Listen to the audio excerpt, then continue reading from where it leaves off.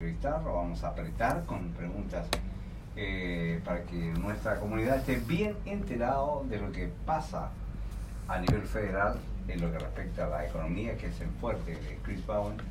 Y para ello hemos invitado también a nuestro compañero Labores, periodista y abogado, don Ezequiel Strangel. Good morning, Mr. Chris Bowen. Welcome to Radio Australia. Good morning. It's always good to be back. Thank you so much for having me. It's great to have you back indeed, not for the first or the second time, and it's great that you always take some time to talk to the Spanish-speaking communities. We have a series of questions for you, but nothing that probably you haven't answered before. I will try to be a bit original. Before going into your portfolio, you're leading so comfortably in the polls. It's almost like a walk in the park. Why is that? Is it because you are too good or because the other side is too bad? Well, you know, Ezekiel, firstly, let me say, we can't be too comfortable. You know, we have to earn the respect of the Australian people the next election. Being ahead in the polls, we've been ahead in the polls for a long time, but I don't get too complacent. I think at the next election, the Australian people face a real choice.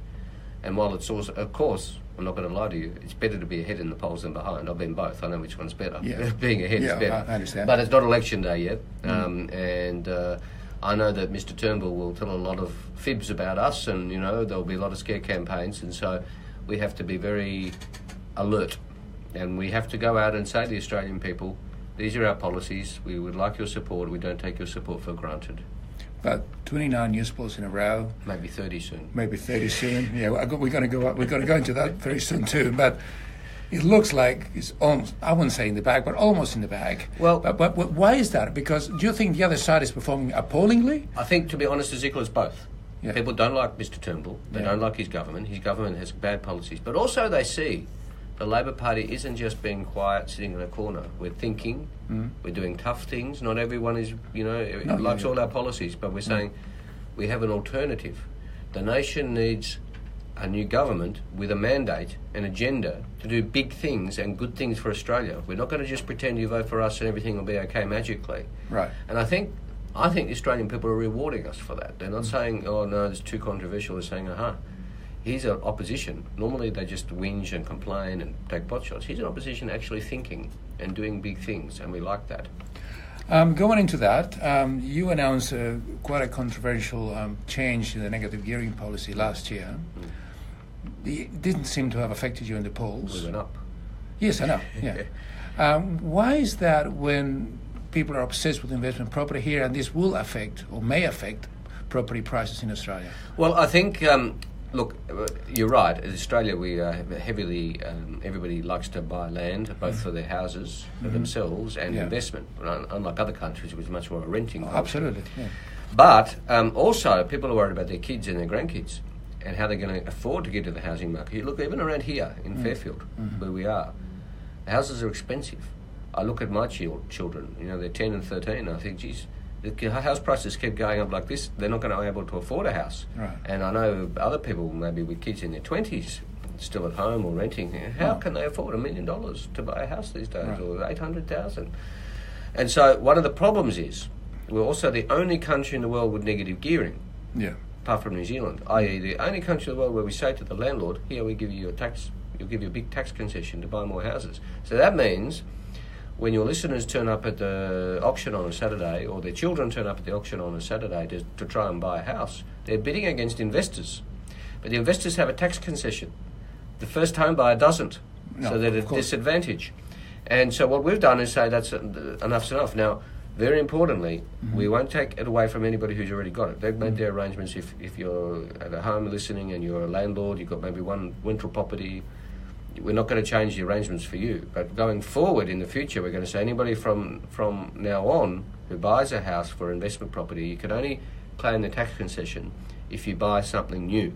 Right. And that means that we're stimulating new supply, getting more houses built, which helps with housing affordability as well. But shouldn't you do something about the fact that in Australia, like you said, almost same as in New Zealand, you can offset that kind of income against ordinary income? Because that doesn't happen anywhere else. No, it doesn't, but that's what we are getting rid of, except for new properties. So You can still claim if you've got if you just say after we're in government, you buy something that's not new. Yeah. You can still claim against the expenses of running the house, but you can't claim against your other income. We're the only country in the world that does it, and our budget can't afford it. As you know, we're in a budget deficit. The Liberals keep telling us we have to cut the pension and do this and that. Well, there are better ways.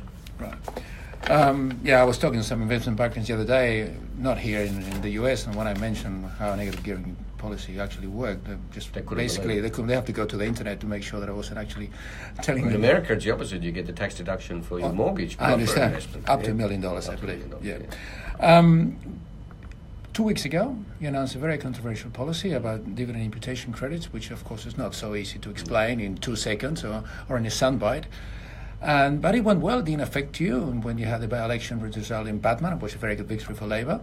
Thank you. But then you did a backflip, and then you excluded the pensioners. Why is that? No, I wouldn't say a backflip. We made a change because part of leadership is listening too. Now, it's very complicated, as you said, so let's just take a minute to explain it to the listeners. Yeah. Again, we're the only country in the world that does it.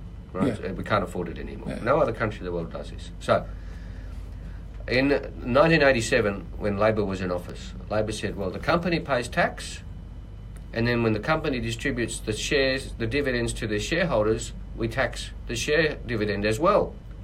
And so the Labor Party in office said, let's stop that. If the company paid tax, the shareholder doesn't have to pay tax. Fair enough. Gets rid of double taxation. Yeah.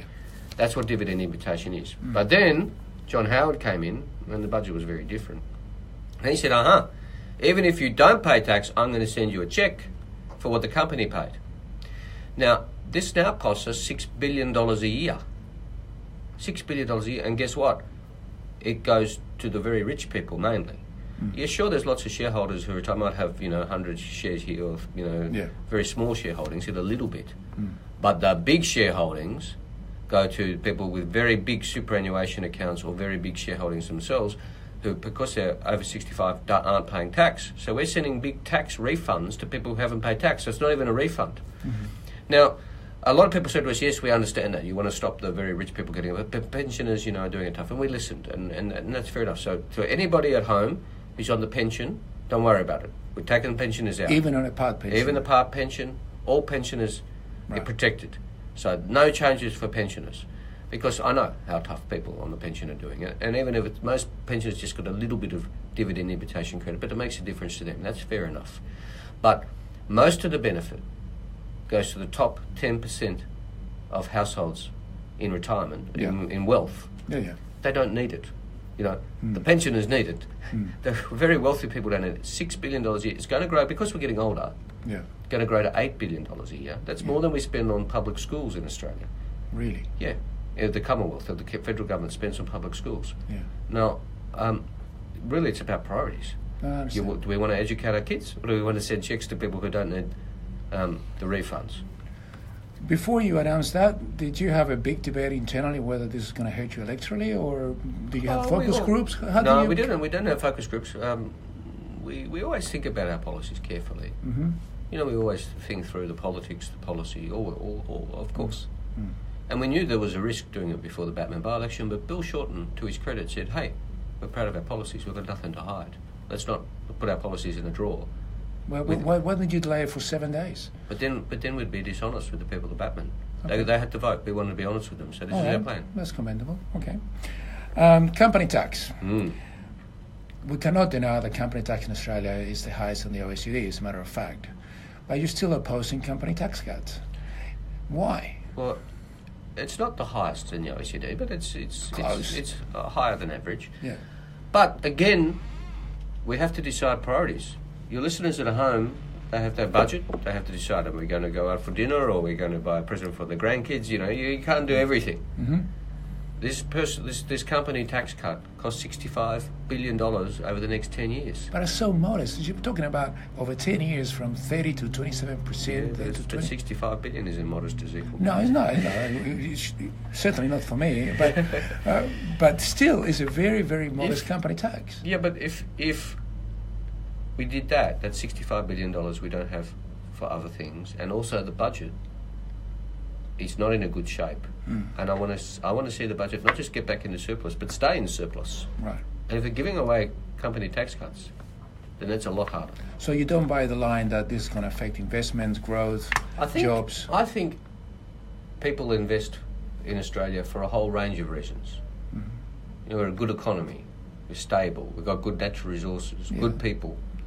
Tax is one thing that people think about when they're deciding which country to invest in. And we announced a policy to reward investment. So if you cut company tax, you just give a windfall gain to everybody who's invested in the past, right? They might have made the investment 30 years ago. Yeah. You're giving them more. I want to give more to people who invest now. So we got the investment guarantee, which is 20% upfront depreciation in the first year. It's complicated. A lot of people go, what does that mean? I understand. Yeah, but it means the business can write off their investment up to 20% in the first year. It's a lot more generous than what we have now. So what I'm saying is... Is it capped? No. Uncapped? Uncapped. Wow. Okay. From 20,000 on up. Right. It costs $3 billion over the forward estimates over 4 years. So that's a lot cheaper than the company tax cut, and it's more targeted, and it actually is conditional on investment. Right, I understand. Okay. I remember a few years ago you came to our studios and you rated the Treasurer 2 out of 10. Has that changed? No.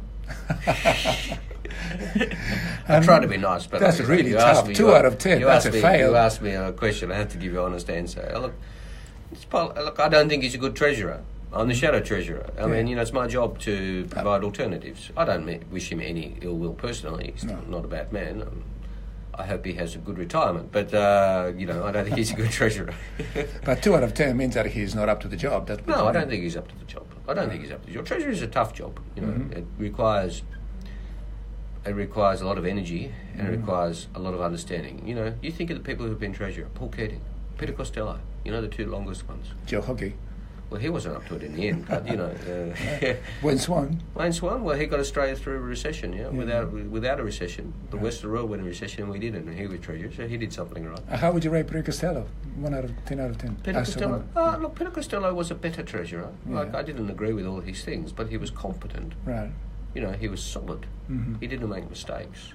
I didn't agree with him. No, I understand. But he was a more impressive treasurer than... 7 out of 10? I don't know about numbers, but maybe. Okay, that's right. Now, going back to politics, we discussed before the government is basically on the nose. Do you expect that Timmer will be held to account after news poll number 30? What's going to happen? Well, I don't know. He, of course, set the test to 30. He said, Tony Abbott, 30 news polls, he has to go. Now, he's got 30 news polls probably next time, so... It's a matter for the Liberal Party what they do. I don't think they're going to get rid of him. I don't think so. But not at all. Not even until the election. But I'm not a Liberal, so I don't know what they're going to do. And what is your contingency plan? Who would you expect would take over if he falls over? Probably Peter Dutton. Peter Dutton. Would that concern you as an electoral adversary? No, we would just put our policies and argue and fight. Okay. And Treasurer, because I don't think Morrison would stay if he... Maybe not. Maybe Christian Porter. I don't know. Oh, okay. You're already, Okay, that's... No, I don't know. I'm just guessing. No, I understand. The Labour Party announced a policy of capping health insurance premiums to 2% per annum for 2 years. And understanding that the private health insurance margin of contributions remaining after claims and expenses have been stable for the last 10 years, about 5%, which doesn't seem to an unreasonable return. Don't you think a capping premium increases without doing something about the cost of claims will probably result in poorer benefits being offered to under those policies? Excuse me. No, I think, if those of your listeners who have private health insurance know that it's a problem. Oh, it is. Costs go up and up and up. And a lot of people thinking I don't get value from this private health insurance. But I have to take it because the government will penalise me if I don't. Yes. In the tax system. So people are very upset, and I think they're right to be. So we said 2 things. 1, a cap. And 2, a review. While we've got the cap on, we'll get the Productivity Commission to review private health insurance to see what's going wrong. It's subsidised by the taxpayer. Part of it is paid by all of us. 30%. Yeah. So it's a subsidy, and so the taxpayer has this. Even those of us who don't have private health insurance, I do, but for those who don't, they have a stake in it because we're all paying for it. So it should be capped. It shouldn't just go up and up and up, and there should be a review to see what's going wrong and give people... I've got nothing against private health insurance, but I want people getting good value. Okay. Changing the subject altogether, Julia Bishop has been under attack in Parliament for providing millions of taxpayers' funds to the Palestinian Authority which in turn provide financial rewards to terrorists and their families. I mean, basically, if they kill somebody, if they kill more people, they get more money. Senator Hanson raised the issue in Parliament this week. I think she's going to be interviewed on that very subject tonight on Sky News. Isn't it reprehensible for the Australian funds are used to pay terrorism? And would you change that if you come to power? Ezekiel, I'm going to confess to you that I've been so busy in Parliament this week that I haven't seen this issue. Okay. So I don't want to give an answer which is wrong. So I will talk to Penny Wong and see what our position is, because I've been busy with dividend imputation and everything else, and some helping my constituents. So I haven't seen the coverage of this. I will need to take that one on notice. If you want me to come back to you with an answer, just send us an email and you can read it out on air later. Yeah, no problem. Labor and the government, we all talk a lot about tax, but there's not much talk as to where you're going to cut expenses to balance the budget. I mean, according to figures which we researched for this interview, the public sector health and social welfare workforce has grown by 135,000 over the past year. The education staff has risen by 75,000. And that is about half of the employment growth. So basically, it's the public sector which is contributing to employment rather than the private sector. Well, it's true that a lot of the employment growth comes from the public sector, including the NDIS, looking after our disabled community. And that's an important thing. The NDIS is a very good initiative. It's not going perfectly. I've got a lot of people in my office sort of saying it's not working so well for them, and we try and fix their problems. But we still want the NDIS. It's very important going forward. But we have to ensure that our expenditure is under control. What this government's doing is also a lot more consultants, and we're having a good look at that. They get a very highly paid consultant in instead of a public servant to do the job, and lawyers, thank God. And some lawyers are okay, but we're having a good look at that. You need to keep both expenditure and revenue as part of your budget. Yes. So are you planning to make any, are you going to announce any cuts before the next election? We'll announce lots more policies, both in spending and savings. Yes. Okay, all right. Some policies have been advocated by the ACTU leader Sally McManus seem really to the left of the centre. She has advocated that unjust laws should not be obeyed, that all casual workers should become permanent after 6 months, that the Fair Work Commission, which your Labor set up at some point, is the unfair commission, and that the minimum wage should be increased by $50 a week. Are those Labor policies? How are you going to deal with them? No, they're ACTU policies. Now, we work with the ACTU, we listen to them, we work with unions. They have a point of view to express, we pay them respect, we take their views into consideration, but we determine Labor policies. Labor Party, not the unions, not the ACTU. She is putting a case. There are some problems in the industrial relations system.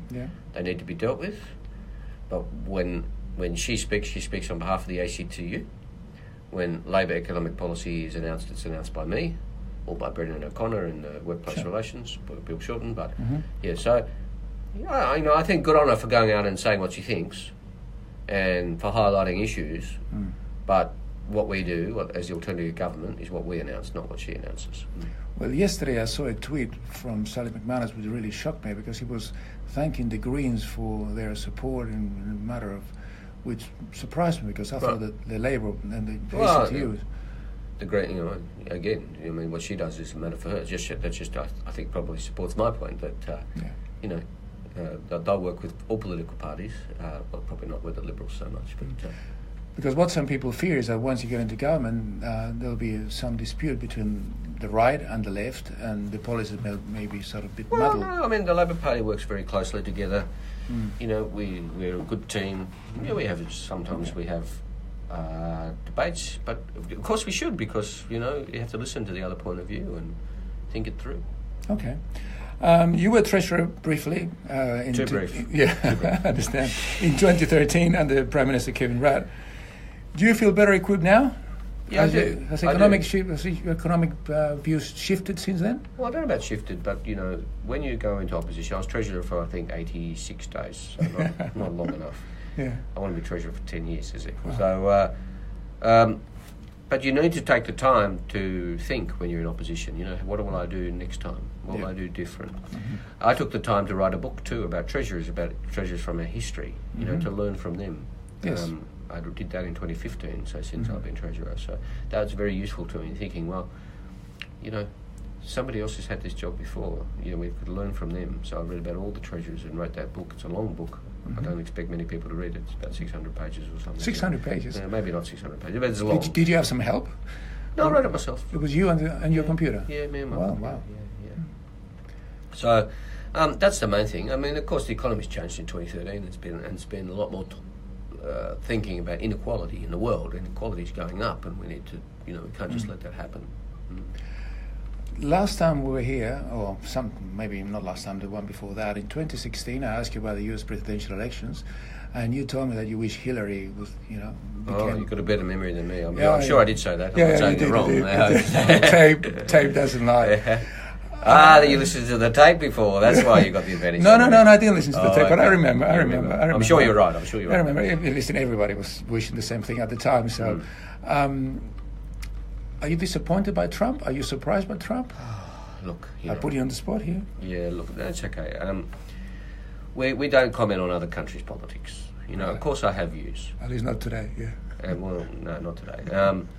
I have views about President Trump. Mm-hmm. Of course I do. I think everybody in the world has. Mm-hmm. But I'm not an American citizen. I don't get a vote. Of course I would have voted for Hillary Clinton. Of course I would have. Okay. If I was an American, but I'm not an American. No.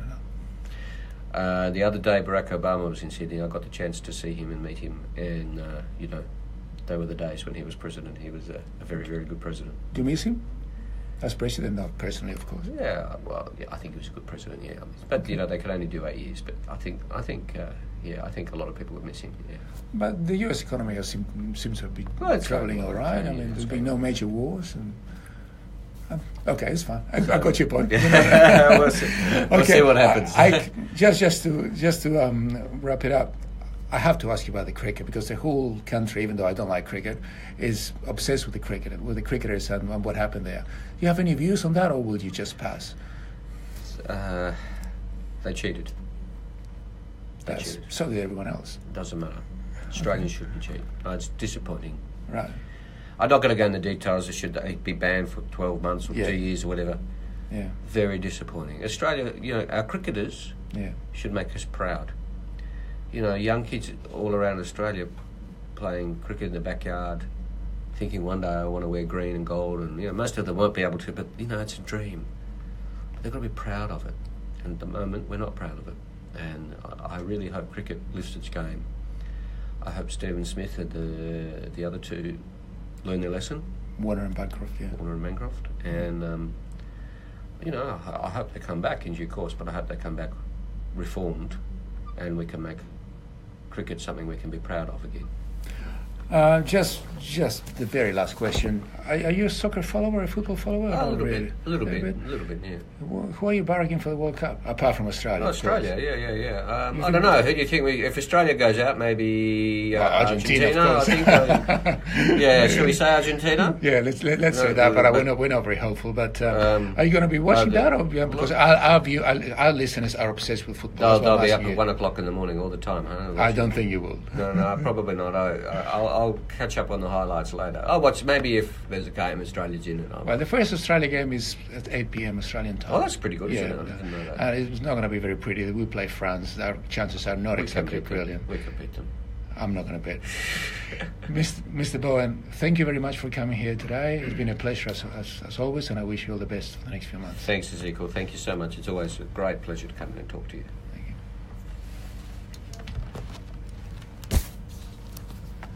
Y así hemos completado